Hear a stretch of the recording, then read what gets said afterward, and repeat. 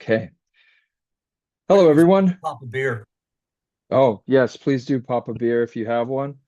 Hi, everyone. Welcome to the 2025 North American Guild of Beer Writers Awards ceremony. My name is Pat Walls. I'm the Guild Director, and I'm excited to share with you who is getting crowned the best of beer media for the last year. So, first, we want to say thank you to our sponsors, Athletic Brewing Company, America's largest dedicated non-alcoholic brewer, Next Glass, the worldwide leader in BevTech, and Untapped, the world's largest search, discovery, and ratings platform for drinks enthusiasts. And we also want to thank new this year, our 2025 Best of Show sponsor, John I. Haas, the world's leader in innovative hop products, growing the future of brewing for more than 100 years. We have a lot to cover today, but I do want to set some groundwork here. So first of all, the awards are for works that are published between July 1, 2024 and June 30, 2025. And submission period was the month of August, and judging has taken place over the last 6 weeks or so. And so our why are you not going to next? There we go. So we had this year 246 entries from 78 authors, brewers, writers, journalists, historians, podcasters, scientists, and other creators across 88 publishers. 70 of the entrants were members and 16 were not yet. Entrants had over 800 years of experience, and entrants were from 12 countries, 21 states and territory, U.S. states and territories, and one Canadian province. Now, even though this is North American Guild of Beer Writers, we had you see the top regions there: California, West Flanders, and Belgium, Illinois, New York, and a three-way tie between Brussels, Norfolk in the UK, and Ohio. So there's a lot of people from a lot around the world who entered this year, which is very exciting, and it's more than any previous cycle. We also had, like I said, 21 states and territories plus British Columbia represented here. So our judges, we have 41 judges who judge one or more categories across all 18, as well as the best of show. And our judges also come from numerous states and one Canadian province. And they had over 800 years of experience as well. I like stats, so here's some stats. The number of entrants range from 1 to 17. The number of entries per, oh, there's a typo there. The number of entries per publisher ranges from 1 to 20. This year, we didn't have any publishers who submitted on behalf of their writers, so all those are organic from the writers themselves. The number of entries per category ranged from 1 to 37, or excuse me, 36. But there with 18 categories, there's lots of places for people to put their works, and we introduced new categories this year and reconfigured things. So this is a good positive growth. This year, we also changed that entrants could submit unlimited number of entries in unlimited categories versus in previous years, we limited them to 4 categories. We increased the total number of categories. We increased the entry cost minimally, but we increased the prize amounts a lot bigger or a lot more. We also increased the emerging voice designation from less than 3 years to 5 or fewer years. And we asked the judges this year to pull exemplary poll quotes. And so during the presentation, I'll share with you either feedback or a poll quote that best exemplifies the work being awarded. And of course, we added the best of show prizes, which we'll get to towards the end. So we have over 15,600, or not over, we have exactly $15,600 in prizes to award today. Emerging Voice and Honorable Mention both get $25. And then third place is 100, second place 250, and first place 500. That's the order that I'll be presenting each category award. And then for Best of Show prizes, we have Best of Show from amongst the Emerging Voice winners will receive $100. And Best of Show from amongst the first place winners will receive the Writer of the Year award for $100. We also have the appropriately named Winningest Writer of the Year, which is putting cumulative points, 7 points for first place, 5 for second, 3 points for third, and then 1 point each for honorable mention and emerging voice. So the winner who has the most cumulative points, and then just to break the tie, the highest percentage of wins per entry submitted, will receive bragging rights as the winningest writer of the year. If you're familiar with the American Homebrew Association National Homebrew Con, they have the Ninkasi Award. I didn't want to steal their name, but I stole the concept. And we have a similar structure for the bragging rights for the publisher of the year. And again, all of our entries were from the writers themselves, not from the publishers this year. But publishers, you can always do that next year. So we are our 18 categories. As you see, there's some that are new and reconfigured. Um, and there was a lot of great entries in all the categories. Um, After the award show next week, when I get a breath, I'll send a post-award survey to all entrants, all judges, and everyone who joins us here today, asking for your feedback because it's with members' feedback that we make these awards better and better to celebrate the best of beer media. So with that said, let's go on to the award winners themselves. So we're going to go just straight in alphabetical order. So first we have a new category, Best Academic Writing, and the winners are in first place, because this had an N of one, but it's also an amazing article. Um, Alexandra McElwee-Adame, Raya Esplanine Stout are both doctoral students at San Diego State University.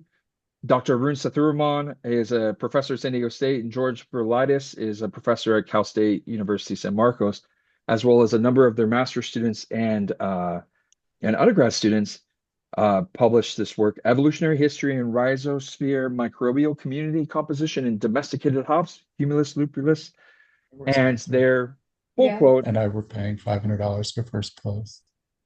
their poll quote is going into the latter half of the century, this knowledge will be ever so imperative, especially with many of our cash crops, hops included, facing serious challenges under global climate change.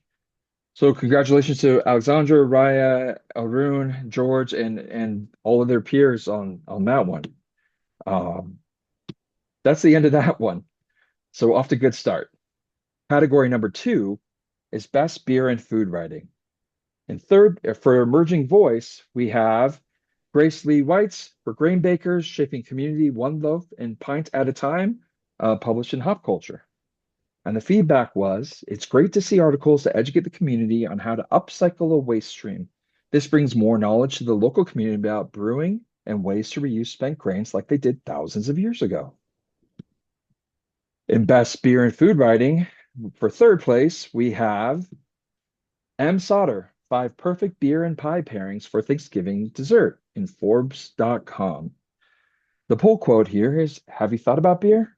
Yes, beer's myriad flavors and aromas will pair perfectly with many pies and will make a great conversation starter around the table. And in second place, we have James Ty, Vignette Quignal in Lyon in Final Gravity. And the poll quote here is, course after course of elegant decadence come through. The brassy chicken in Vessi is everything we were told it would be, and the cheese table alone stands worthy of its own Michelin star. So congratulations to James, M, and Grace. And finally, in first place, we have Brendan Carney, Brew and Brie, unlocking the perfect Belgian beer and cheese pairings in the Brussels Times magazine. And the poll quote here is, Belgian beer can elevate a cheese board like few other beverages. And another quote is, forget wine. Belgian beer is the real champion of cheese pairings. So congratulations to all the writers here for best beer and food writing. I'm going to take a sip of a drink. One moment. Next, we have best blog newsletter.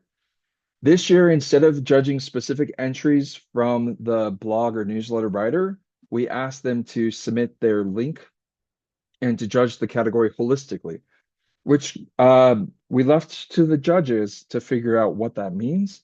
And they did a great job of parsing out all the disparate types of blogs and newsletters that exist. So for Emerging Voice, we have Shayna Solarte and Jenny Fathlin for Beer Omakase on their own Substack. And a poll quote from their work, The Lion Hunt Continues. Beyond the preservative powers of fermentation, we make things that alter our consciousness. Whether our culture teaches us that this intoxication is of a higher power or that the pine is the center of community, we have found purpose in fermentation. So congratulations to Shannon and Jenny. And in honorable mention, we have Chris O'Leary for Brew York and Beyond on his Substack. And for poll quote, in the third rail of taproom culture. The larger problem, of course, is that modern American society lacks a lot of third spaces, or spaces where people can gather outside of home, work, or school. Breweries have largely become de facto third spaces in the US in recent years, whether they'd like to or not, though some have really leaned into it, even when they're in isolated suburban industrial parks or well off the beaten path. And in third place, we have Brendan Carney for Belgian Smack.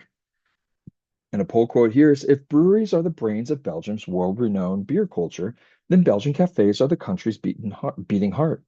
London has its backstreet boozers, Paris its corner bistros, Dublin its traditional pubs, and New York its eclectic dive bars. But nothing compares to the comfort and quirkiness of a Belgian beer bar. So congratulations there. In second place, Dave Infante for Fingers. The feedback here was smart, informative, irreverent, and critically important. These are stories that don't get enough ink and are wonderfully sourced and researched. And in first place for best blog and newsletter, we have Doug Velicki for Beer Crunchers. The feedback here is this blog shines with data-driven insights and thoughtful analysis of trends in craft beer. Overall, it's smart, informed, and a solid resource for anyone following the industry closely. And another feedback from a different judge was engaging professorial content on often complex issues. Conversational for casual beer drinkers, a must read for the industry. So, congratulations to Doug and everyone for best blog and newsletter. Next, we have a category that's always a challenge to judge because it's very long form content, but we had a lot of great examples of best book. For honorable mention, we had Noel Phillips, Brewmasters in Brewery Creek, A History of Craft Beer in Vancouver, Then and Now. And the feedback was this is an impressively researched book and a deeply important volume that preserves the history of beer and brewing. Many books tackle a sweeping survey of beer history across a large geographic footprint, and as the author expresses in the beginning, this would have resulted in a tome of information. So congratulations to Noel. In third place, we have Brendan Carney, Hidden Beers of Belgium. The feedback was a truly beautiful book. The photography is stunning, and the stories told behind the 24 beers and breweries are deeply visceral and touching. This book highlights the passion, drive, and genuine care put into the hidden beers of Belgium. The histories and interviews are so valuable to preserving and documenting Belgium's beer culture. And in second place for best book, we have Pete Brown, Tasting Notes, The Art and Science of Pairing Beer with Music.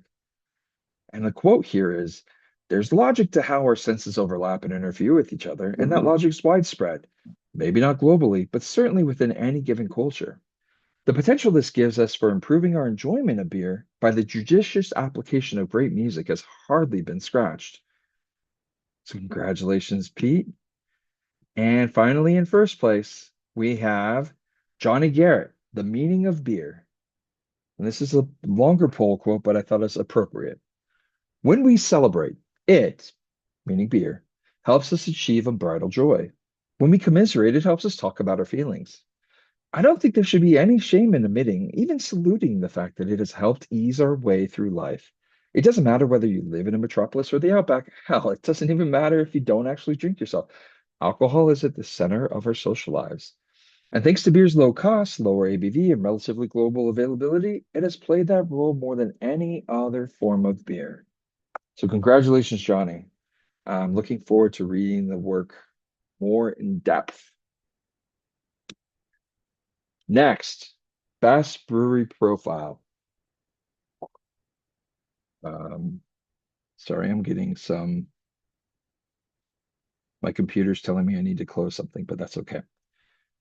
Let me make sure that your screen is not seeing that. Oh, it is seeing it. 1 second. Let me stop sharing and try to deal with that. Perfect, right? Stop sharing. Okay. I'm just trying to figure out if I can, yeah, thank you, Brian. Dell Optimizer. If I can find a way to share without sharing that. There. Can you see? Did we get rid of Dell Optimizer? Perfect. Okay. Keep on trucking here. So best brewery profile, honorable mention. That was a good time for a beer sip here. Make sure I got this. There we go. Anaïs Lecoq, Lève ton verre. What's left of Carafe, France's first real ale in Pellicle. And now this Dell optimizer is in my way to read the poll quote. Let me do one thing real fast. Okay, we're gonna go stop sharing. I apologize profusely. Let's go there. Okay. No, I don't want it like that. I apologize.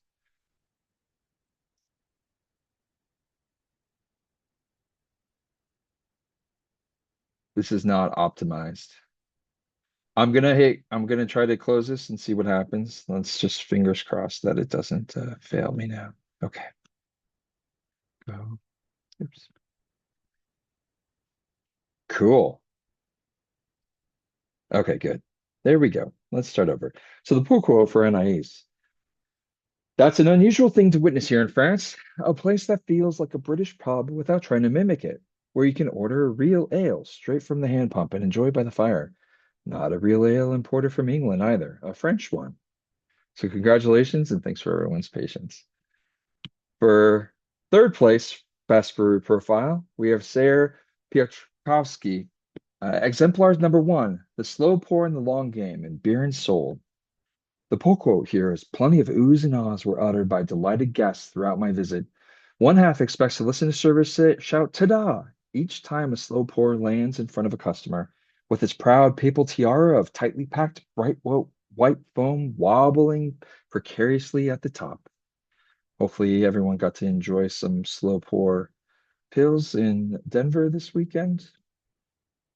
In second place, we have Alexander Gates. Welcome back, Kohola. A brewery destroyed in last year's fire reopens in Frolic, Hawaii, Honolulu Magazine. A poco here is the Wailea tap room and restaurant's opening just shy of 1 year since the fires makes the renewal a bittersweet event, but one that looks towards a stronger future. And in first place for best brewery profile is Cape Bernard. Case study, tweak by tweak, Sun River is operating its way to wins in the brewing industry guide. And the poco here is Great American Beer Festival medals, apropos, came up only occasionally in retailers' comments about Sun River, and they mostly validated the brewery's existing reputation. Awards don't help sales, Thomas says, but they certainly don't hurt. Instead, retailers care about the nuts and bolts, consistent quality across styles, a varied portfolio, and good communication and outreach from the supplier. So congratulations to Kate and everyone for Best Brewery Profile. Next, we have Best Business Writing. For Emerging Voice, we have Ryan Pachmeyer, The Year in Beer, Brewery Closings in a Changing Market for Westward Magazine. The poll quote here is, among the new breweries opening, the beer quality has never been higher right out of the gate, particularly at Milieu and Wonderment Brewing. Among existing breweries, a lot of the new hop, grain, and yeast products created even the last handful of years are being integrated more purposefully and elegantly into beer. The consumer is winning when it comes to flavor and choice. And in third place, we have Pete Brown. What next for indie beer? And Seba Independent Brewer. The poll quote here is today's economy is not a capitalist economy. If it were, small independent brewers would account for at least a third of the UK beer market. That's how much drinkers believe currently belongs to the indies. And curiously, it's the split that happens with reference to Adam Smith when a bar stocks both big and small, and brewers are given a free, informed choice between them. So how come, in our compromised, harsh reality, indie beer only accounts for 7% of the UK beer market? And in second place, we have Brendan Carney from Grain to Green, the sustainable shift in Belgian brewing in the Brussels Times magazine. Poll here is the question is no longer if Belgian beer must become more sustainable, but how, and whether the industry can do so without compromising the authenticity and character that makes it special. And in first place for Best Business Writing, we have Dave Infante. Is Tilray Brand's craft beer bet real smart or real dumb? In VinePair. The poll quote here, for one thing, most of the innovations that Tilray has revealed so far haven't been very innovative. From a shock top badge Twisted Tea knockoff to Smirnoff Ice 8 being an extension of 10 Barrel Brewing Co.'s pub brand to Sweetwater's Gummies fruit forward India Pale Ale family, it's been copycats nearly all the way down. I don't make a moral judgment on this, and I can see the logic in targeting hot rival brands to score incremental sales, but the firm has demonstrated little aptitude for transformative style and segment building thus far.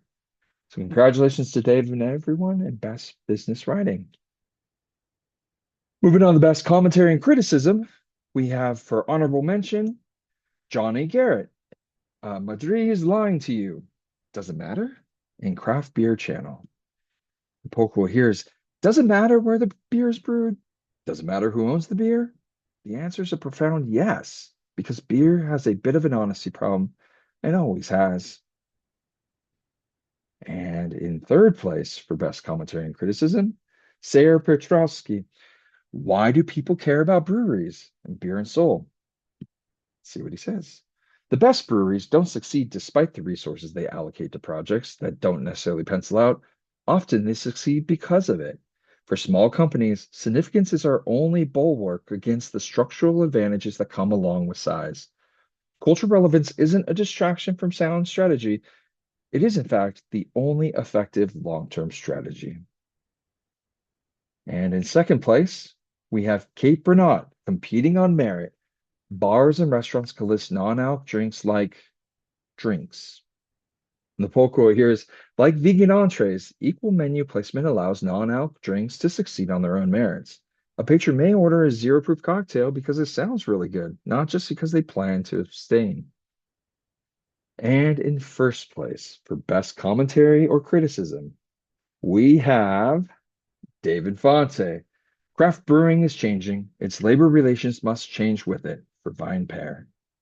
The feedback here was Dave consistently demonstrates credibility in reporting on the topic of labor, not just in this piece, but the pieces he links to within the text. He gives great examples of comparative instances of labor busting to show a pattern across the industry. And while his writing is passionate, it's backed up with facts and lots of first person sources. This is excellent journalism that balances data with personality, fun to read and educational with logic and reasoning. The cornerstones of this category. So congratulations to Dave and everyone for best commentary or criticism. Next, we have best historical writing. And we have honorable mention for best historical writing. Ryan Pockmeyer, The French Pilsners of Alsace in Zymergy magazine.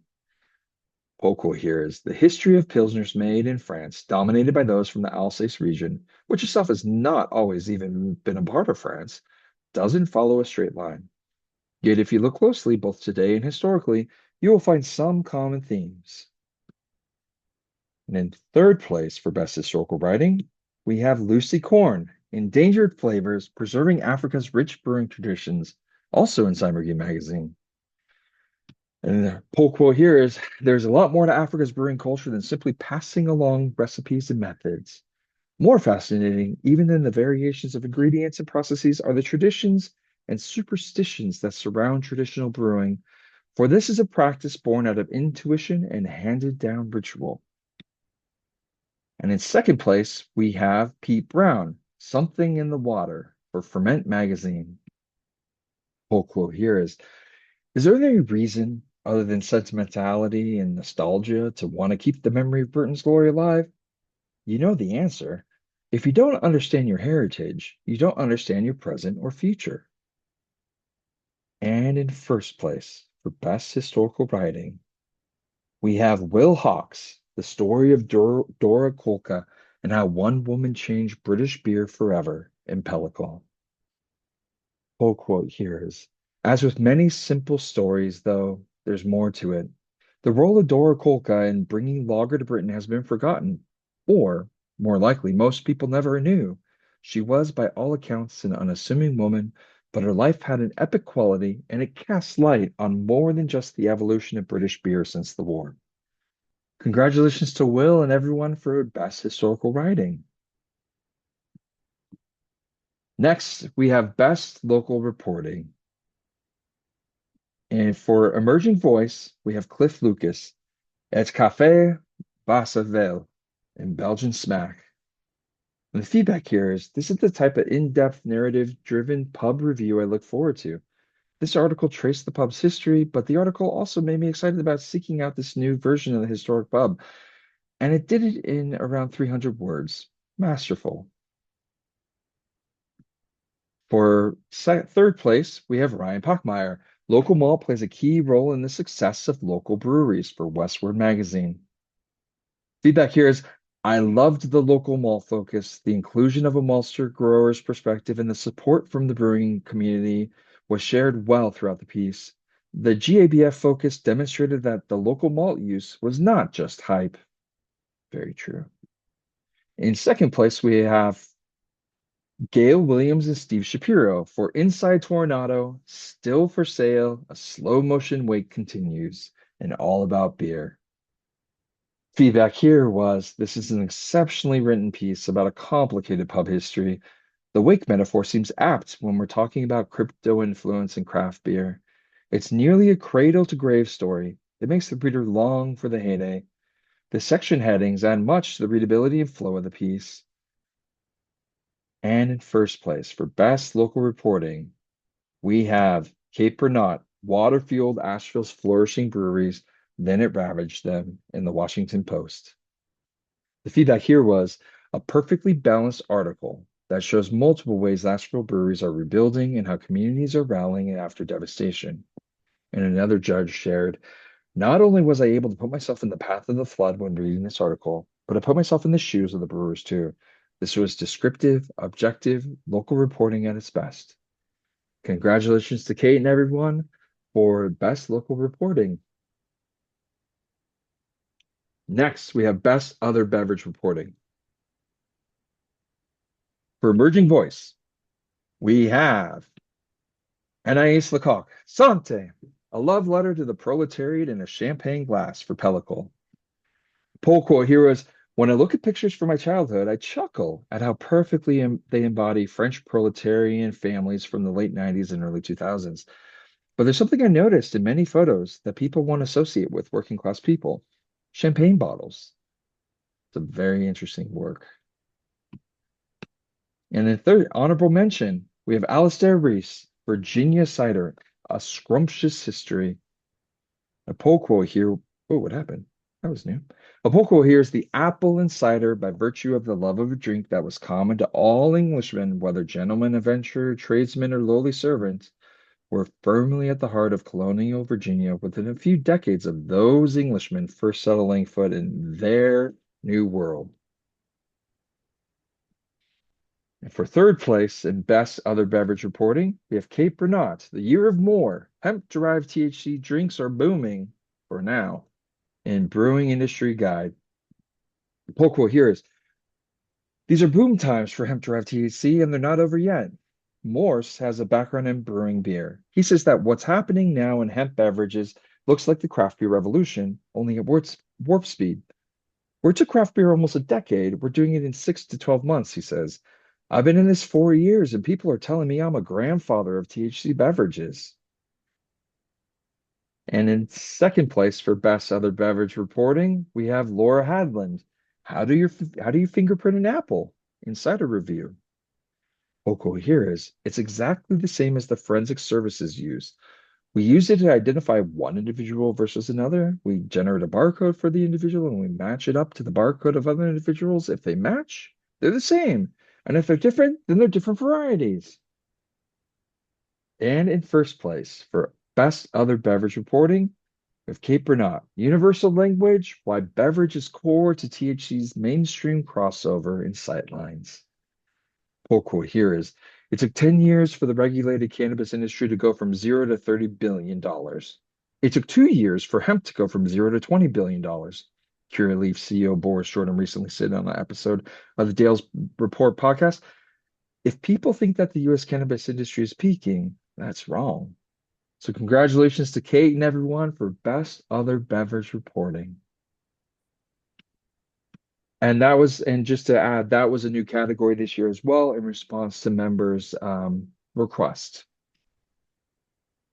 Next category, another new category, best personal essay. For emerging voice, we have Bono Seguro, Soak It Until It's Bitter, Umkobolthi in South Africa, and Final Gravity. Feedback here is a really excellent job weaving in your part of the story and the story Umkobolthi. Very well balanced. The history of the drink and of the country is also very informative.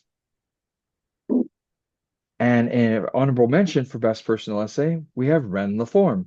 You can't ferment in the cold, for Ren drinks beer. Feedback Noted. Feedback here is good to see a homebrew story tucked into the personal essay format. The way you talk about perfecting the special beer is really great. Also, very evocative wording for both very different parts of the US. And in third place, we have Grace Lee White's Top Surgery in the Tap Room, Beer Workers Search for Gender Affirming Care for craftbeer.com. Feedback here is a powerful and personal testament to the complex moral, practical, and financial dynamics that makes the beer industry inadvertently or deliberately inhospitable to some of its most marginalized workers. In second place, we have Pete Brown, The Time I Got Ghosted by the Lead Singer of The Farm from Pete Brown Patreon. Feedback here was this was a delight, crisp like a sour cream and onion crisp, agonizing and wickedly funny all at once. Well done. And in first place for best personal essay, we have Matthew Curtis on Deaf Ears, Beer Spaces, and the Heart of Hearing for Final Gravity. Well done to turn a difficult personal setback into a probing exploration of a problem hiding in plain sight. Another judge shared, I love when a topic is brand new to me and you deftly explain what is going on in your brain when hearing is impacted. As an introvert, I see parallels and could feel for your new circumstances. So congratulations to Matthew and everyone for best personal essay. And I'm glad to see that that category had such strong entries as a new category. Best podcast. So similar to best blog and newsletter, we consolidated two separate podcast categories into one, and we asked entrants to submit for holistic review. So that everything, all the works that were submitted between July 1 of 24 through June 30 of 25 were up for consideration. So here, our judges gave some poll quotes and some feedback, and I can't remember which one I put for each of the places. But in third, well, we're going to find out. In third place, congratulations to John Hall for Drink Beer, Think Beer with John Hall, produced by All About Beer. The poll quote here was, this range of smaller beers, they tend to be historical styles, so I'm pulling inspiration from the breweries that have been doing it for hundreds of years and trying to dig down, do some research into how it's brewed now, but maybe not even just right now, but how it was brewed 100 years ago. Congratulations there, John. And in second place, we have Johnny Garrett for Craft Beer Channel, produced by the Craft Beer Channel. And the poll quote here is, immigration policy isn't just about the people that you boot out. It's about all the people that suddenly fear for their safety because of fucking racists. It is terrifying to look at from the outside, and it must be even more terrifying from the inside. In the episode Ankle Swingers. Congratulations to Johnny as well. And in first place for best podcast, we have Brendan Carney for the Belgian Smack podcast produced by Belgian Smack. Polko here is there is not a magic potion. There's nothing special about the production of this beer. What is special is everything that feeds into it. It is the story, the recipe, the people that make it, and have made the choices that make it a delicious beer. Congratulations to Brendan and everyone, Brendan, Johnny, and John, on Best Podcast. Next, we have Best Public Relations or Corporate Communications. This is another new style or another new category to represent that beer writers aren't always writing about beer, but could be writing about individual company to a broader audience. So this category was also really interesting seeing the work that was submitted. And so excited to announce that for Emerging Voice, we have Rovani de Silva for Patagonia Provisions Organic Kernza Lager Part 1, Shifting the Beer Industry Organically, and Part 2, Craft Beer is All About Quality. Poco here is by brewing high quality, accessible beer with organic ingredients. Patagonia Provisions and its beer program partners with proactively working, and its beer program partners are proactively working towards a goal where overall organic beer product production increases due to greater demand and wider availability of high quality ingredients. For third place, we have Cat Weist. Yakima Chief Hops launches Cryo Fresh, the new frontier in fresh hop brewing for Yakima Chief Hops.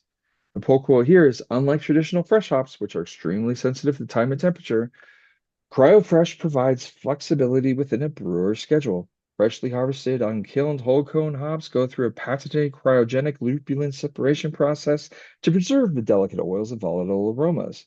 The result is a concentrated pellet of bright green peak season fresh hop notes without the bulk, mess, or hassle of fresh whole cones. And in second place, we have Jesse Boussard, the Brewer's Guide to Flaked Torrefied Rice, Dryness, Drinkability, and Efficiency in Crisp Malt, or from Crisp Malt. Whole quote here is, Flaked Torrefied Rice has been produced at MFP for over 15 years, originally developed for a lager brewed by Molson Coors in the UK. Since entering the US market around 2018, the product has gained popularity with craft brewers seeking consistent adjunct options that deliver subtle improvements to mouthfeel and finish. And in first place, for best public relations or corporate communications, we have Jesse Broussard, The Untold Story of Crisp Malt's Legacy in American Craft Brewing for Crisp Malt. I put the wrong link there. I'll fix that. The poll quote here is, from a single phone call from Rhode Island to thousands of brewers across America, the Crisp Malt story is still being written, one bag of malt, one pint of beer, one brewer at a time. Congratulations to Jesse and everyone for best public relations or corporate communications.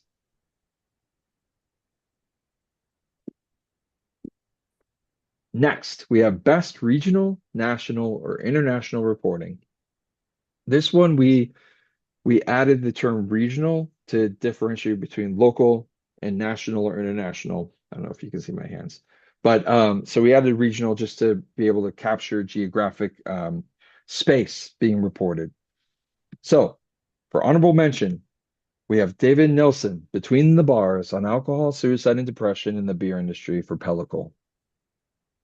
A pull quote here is, one of the hardest things to explain to someone who doesn't deal with depression or passive ideation is that you can like your life and wonder if you should end it at the same time. Depression is a disease that warps rational thought. Truths don't have to line up logically. They don't have to be truths at all. For third place, we have Lucy Korn, Varsity Brews for BYO Magazine. Pokewood is, there isn't much deliberation when it comes to choosing the category winner, though. The goosebump giving beer inspired by Umbolthi, a thick, creamy sorghum and maize-based brew used mainly in traditional ceremonies, is outstanding. It captures the lactic and mildly barnyard-like notes of Umbolthi and carries a light, smoky note that's common in the traditional version, but has the appearance of a light, hazy red ale and the mouthfeel to match. We can't wait to find out who brewed it. I know that feeling from beer judging, where you're very excited to find out who made that product. In second place, Evan Rail, a World Beer Cup ESB Gold for Sierra Nevada Pale Ale. We're as confused as you are for VinePair. Poker here is, if Sierra Nevada Pale Ale has been made with the same recipe and the same flavor profile for the entirety of its 44-year existence, what is the brewery supposed to do when the Pale Ale category moves on? And in first place for best regional, national, or international reporting goes to Andy Crouch, From Fresno to famous, Alex Kidd brings life to beer and all about beer. Boko hears, for his part, Kidd downplays his importance to brewers, drawing a connection to the movie Fantasia. He told a beer podcast that people view him as the sorcerer's apprentice for barley wine, where he directs breweries to create more barley wine, and every time he cuts one down, three more appear. He insists that's not the case, and its impact's limited. As many know, however, the style was largely moribund before he started promoting it. Congratulations to Andy and everyone for best regional, national, or international reporting.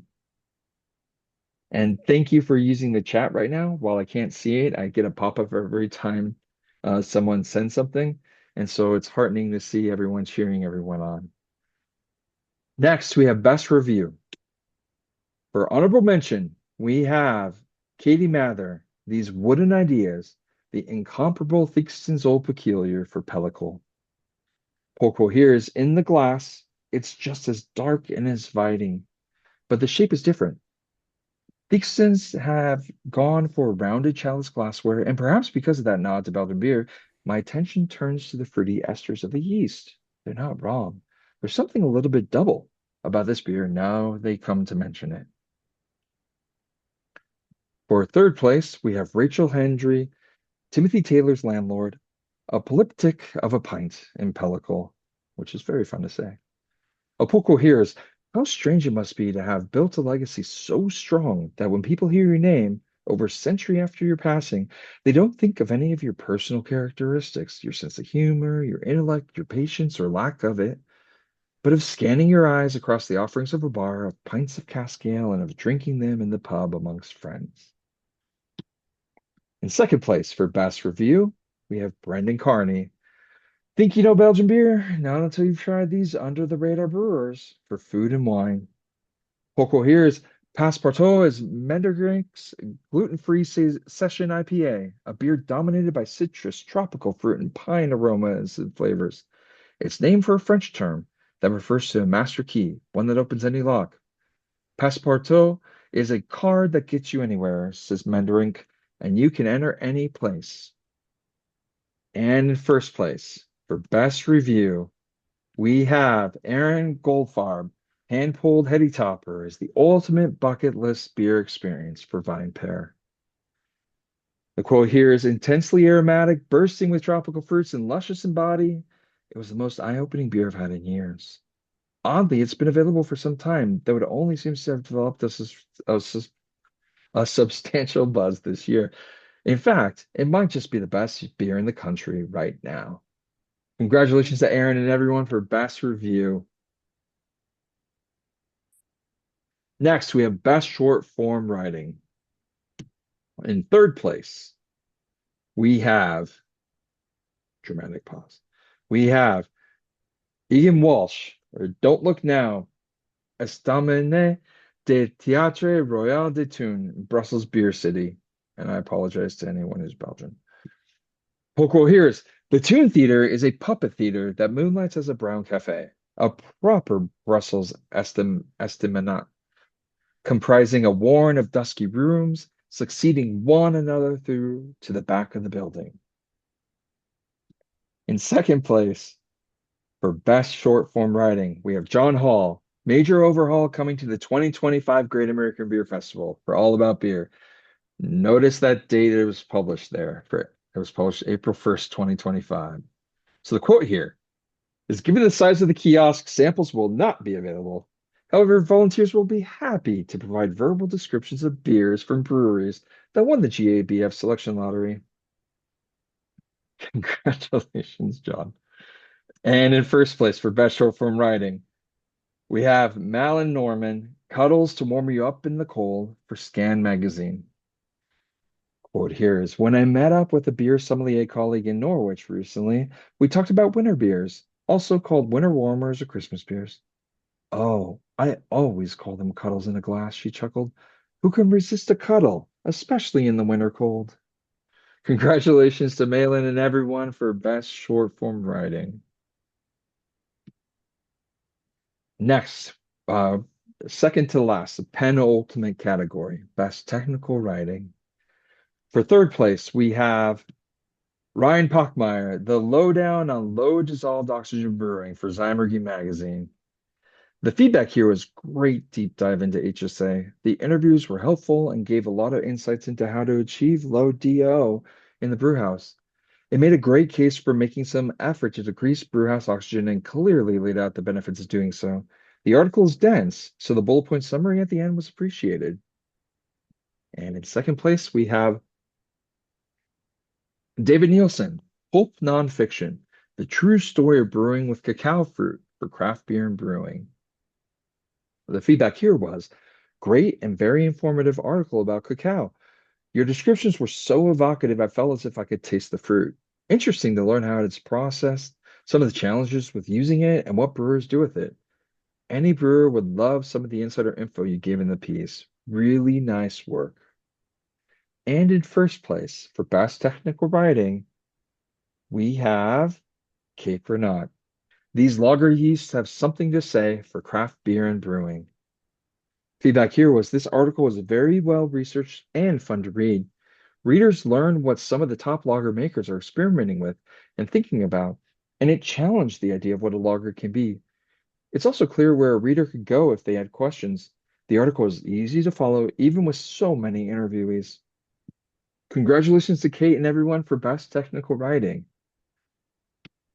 Last category of 18 is best travel writing. For emerging voice, we have Anais Lecoq. Her name is on the front door. Elise Provost and the Celtic Soul of Taverne de Elise in Brittany, France for Pellicle. The poll quote here is, like everywhere else in France, through rural exodus and landlords retiring without finding a replacement, Brittany is losing its precious community spaces where Breton culture thrives. For honorable mention, for best travel writing, we have John Hall. It's not that unusual to see a dead body at Oktoberfest for wine enthusiasts.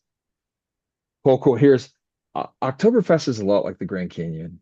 Before visiting for the first time, previous tourists will tell you that you can't fully appreciate the grandeur and spectacle until you've experienced it for yourself. And this is true. What most won't warn about in advance are the piles of vomit you'll have to sidestep and the occasional body being wheeled out by a stretcher. Thanks for that, John. And in third place, we have Katie Mather. Races are coming your way. Beer and cyclocross in Belgium and the Netherlands for Pellicle. The poll quote is half the fun of watching a cyclocross race is racking up ludicrous step counts in the most precariously steep situations as you try to catch the riders at a different section of the course while holding beers and wearing a hat designed to look like a rubber duck. You do all this while screaming, allez, allez, allez, and trying to get on the live TV coverage. In second place for best travel writing, we have Joey Leskin, Down to the River We Ride, The Emergence of Independent Beer in Thailand for Pellicle. Poco here, which is off my screen for some reason. As it draws into the jetty, there's a clear presence about the man standing militarily upright, sporting a buzz cut and a tight dark polo shirt, almost Bond villain-like, gazing into the distance at the front of the boat. It's Chit, who just embarks onto the deck and makes his way over to us, ensuring he stops to shake hands with every drinker he encounters, exchanging convivial words and laughter. He arrives at our table, plonks himself down, and despite having half a pint in front of me, he yells over to the bar, "Get this man a beer." And in first place, for best travel writing, we have Maria Krugliak, The Glory of the Portuguese Half Pint for Final Gravity. Poco here is my family history is a parallel of the history of the USSR. At first, a generational divide of pro-revolutionary youths and market merchants, then a family in Siberian exile and a communist great-grandfather shot in a labor camp as the enemy of the state. Congratulations to Maria and everyone for best travel writing. So, we made it through 18 categories. Now we have the best of show winners. As I explained earlier, the winningest winner title still in the works is a has the cumulative points that they won, 7 for first, 5 for second, 3 for third, 1 each for emerging voice and honorable mention, plus then the highest percentage of wins just to break the tie. So Because this is our first year doing it, I kept debating how I should present this. I decided I'm going to present who came in third, like the third, second, and first. Okay. So the second runner-up is Dave Infante, who had 7 entries submitted, 3 wins, 2 firsts, 1 second, and 19 total points. Congratulations, Dave. In second place, we have Brendan Carney, who had 17 entries submitted, 6 wins, 2 firsts, 2 second, and 2 third for 30 total points. And our winningest winner of the year this year is Kate Bernat with 10 entries submitted, 6 wins, 4 firsts, 1 second, 1 third, and 36 total points. Congratulations to all three of you for your numerous wins. And big congrats to Kate, our winningest winner of the year. If you have a better title for that, please submit it on the post awards survey. I am open to all suggestions. So moving on to the similar process for our publisher of the year. Again, as I said, we didn't have any publishers who submitted on their authors' behalfs this year. So these are all organic from the writers themselves. In third place, we have All About Beer. 9 entries were submitted by 4 writers.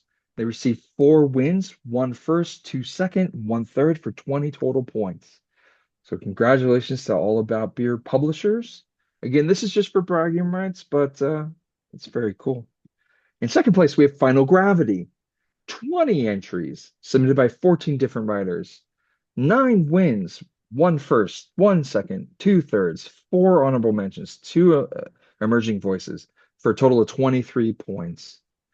And in first place, we have VinePair with 13 entries submitted by 5 writers with 4 wins, 3 first place wins, and 1 second place win for 26 total points. And one big thing I want to put here is that we have so many great publishers publishing and supporting beer media that these are folks, all the folks who have won. These are people we want to reach out to, not only to celebrate their wins and the writing that the entrants are doing, but also to get our work published with them. So congratulations to VinePair, Final Gravity, All About Beer, and of course, congratulations to everyone who's won in other categories. So we have 2 more awards for our Best of Show, and I'm going to take a brief moment. For Emerging Voice of the Year, this was Best of Show judging of all the Emerging Voice winners. There's 8 out of the 18 categories here who were awarded Emerging Voice. The Emerging Voice winner of the year is Shayna Solarte and Jenny Faflin for their best blog newsletter, Beer Omakase. And the feedback here was a clever way to approach beer and beer education in an accessible way.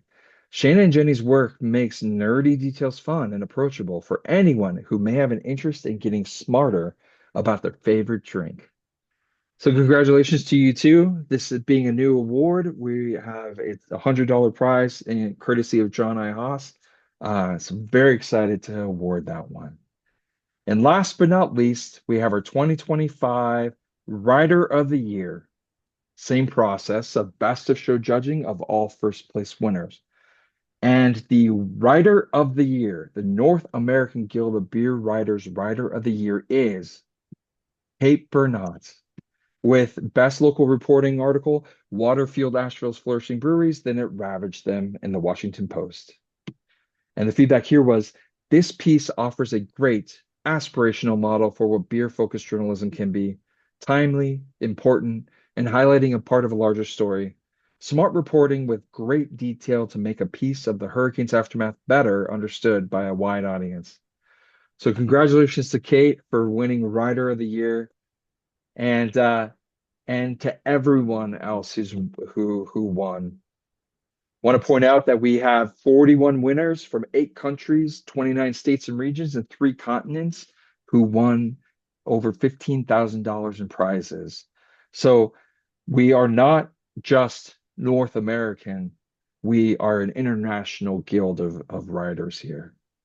And last but not least, congratulations to all the entrants, judges, publishers, all of you for attending. our board of directors. Thank you, everyone. And once again, thank you to our sponsors. With that, this is going to close our 2025 NAGBW awards ceremony. Thank you for participating, and we'll see you next year.